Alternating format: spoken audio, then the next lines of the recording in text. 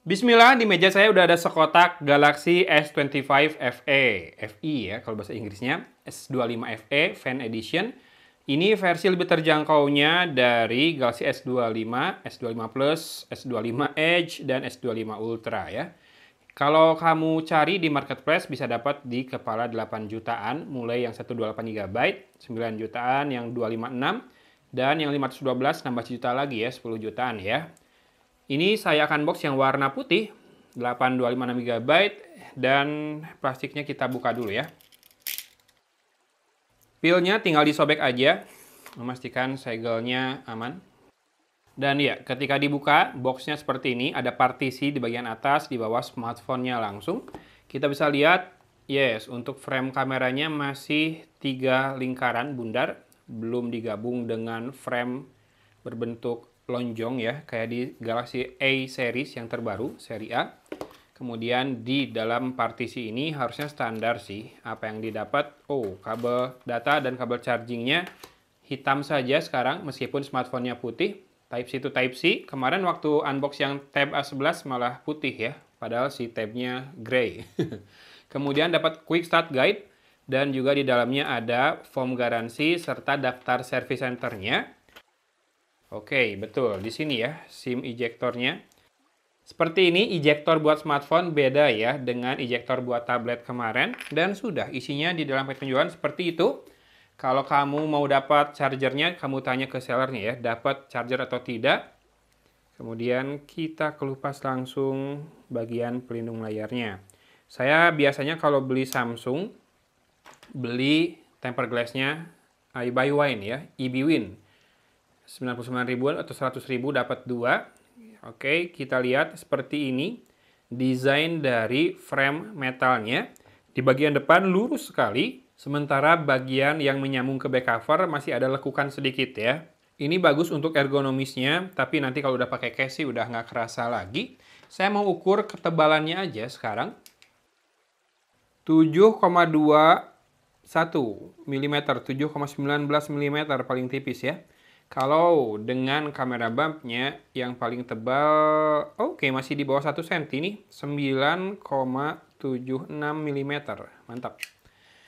Oke, kameranya sendiri 50 megapiksel kamera utama, kemudian 8 megapiksel telefoto dan 12 megapiksel ultra wide atau ketukar yang ultra wide dan telefoto, saya lupa. Sementara kamera depannya untuk selfie 12 megapiksel ini pakai prosesor Exynos 2400 sudah 4 nanometer dan pakai GPU Exynos 940 ya. Saya penasaran dengan performanya Exynos 940.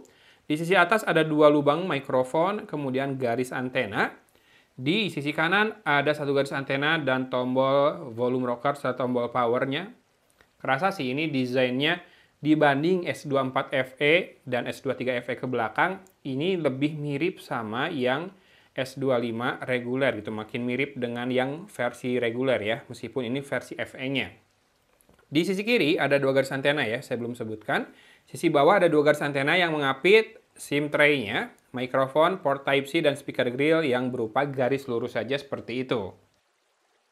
Yes, untuk SIM tray-nya dual SIM, nano SIM card tanpa slot micro SD, makanya tersedia 3 pilihan storage, 128, 256, dan 512, serta ini juga sudah mendukung eSIM ya, setahu saya. A few moments later. Selesai setup, kita segera masuk ke home screen. Teman-teman bisa lihat juga bezelnya ya. Udah tipis, meskipun yang bagian bawah masih sedikit lebih tebal ya. Belum simetris banget. Kemudian ini layarnya 6,7 inci, Full HD+, Dynamic AMOLED 2X ya. Si panelnya, jadi udah salah satu yang terbaik lah layarnya di kelasnya. Kemudian kita akan cek about phone-nya. Apakah ini sudah hadir dengan One UI 8? Karena tadi saya cek di GSM Arena, harusnya ini One UI 8. Software information. Betul, sudah Android 16. Ini Android 16 pertama yang saya unbox nih. Dan One UI 8.0 pertama yang saya unbox. Kalau nyobain, tipis-tipis suka nyobain di handphonenya istri. Ya, One UI 8, tapi belum mendalami juga. Ini jadi salah satu poin yang menarik buat dibahas kali ya. One UI 8.0 dengan Android 16 nanti. Security patch levelnya 1 Agustus 2025. Oke, kemudian kita cek ininya ya. Free storage-nya dari 256 GB, 232 GB free-nya terpakai 23,4 GB. itu sudah menyala RAM plus sebesar 4 GB. RAM plusnya maksimal di 8 GB ya. Kemudian untuk layar, saya mau ngecek aja. Always on display mah ada ya. Cuma apakah bisa? Yes, always alias all day bisa, schedule juga bisa, dan auto atau smart juga bisa ya. Baguslah. Kemudian untuk kamera, saya mau ngecek modul-modul atau menu yang ada di kameranya. Ultra wide-nya 0,6 kali 12 megapiksel ya. Jadi yang tele betul yang 8 megapiksel. Untuk video di Full HD bisa rekam di Full HD, di Ultra Wide bisa rekam sampai 4K 30 fps ya. Kalau mau 8K hanya di lensa utama 30 fps, kalau 4K 60 fps bisa di lensa utama juga, mau 1 kali dan 2 kali zoom. Kalau lensa tele bisa sampai 4K bisa 30 fps ya. Jadi yang bisa 60 fps hanya kamera utama dan ada mode Super Steady di situ. Super Steady maksimal di QHD, jadi di 2K ya, nggak sampai 4K. Kalau UHD, UHD itu 4K, QHD itu 2K. Dan bisa 60 fps untuk mode Super Steady-nya. Oke, mantap. Untuk kamera depan, apakah bisa 4K 60 fps? Bisa. Mantap, mantap ya. Selain itu, ada mode apa lagi? Ada Portrait, Photo, Video, More. Pro Video, Night Food, Panorama, Slow Motion, Hyperlapse, Portrait Video, Dual Recording, dan Single Take. Untuk Pro ini buat foto, bisa ketiga lensa.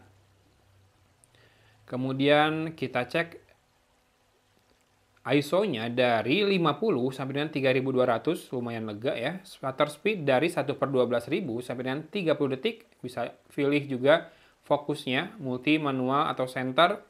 Dan juga ada white balance, serta ini exposure compensation ya.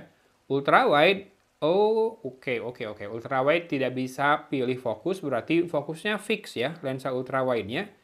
ISO-nya sendiri sama, nih dari 50 sampai dengan 3200, shutter speed dari 1/12.000 sampai dengan setengah detik saja, nggak sampai 30 detik. Lensa tele, ISO-nya sama, shutter speed juga sama, 1/12.000 sampai dengan 30 detik, dan fokusnya bisa manual ya. Cuma nggak bisa pilih yang kayak lensa wide yang tadi, fokusnya nih kayak gini, yang multi nggak bisa. Yang multi hanya bisa di lensa wide atau lensa utama. Tidak bisa buat kamera depan, Pro-nya juga. Sementara kalau Pro Video sama nih, di yang FE nggak bisa buat kamera depan ya. Nggak ada pilihan buat pindah lensa ke depan soalnya. Kalau di yang reguler S25 biasanya bisa untuk kamera depan pakai Pro Video Mode juga. Yang biasanya Pro Video Mode ini sering saya pakai buat ngetes TWS karena bisa pilih input source-nya ya, mau Bluetooth, USB, Omni, atau Bluetooth Mix. Nah, kalau yang S25 atau S series yang reguler itu bisa pilih juga Omni, front, atau rear doang suaranya ya.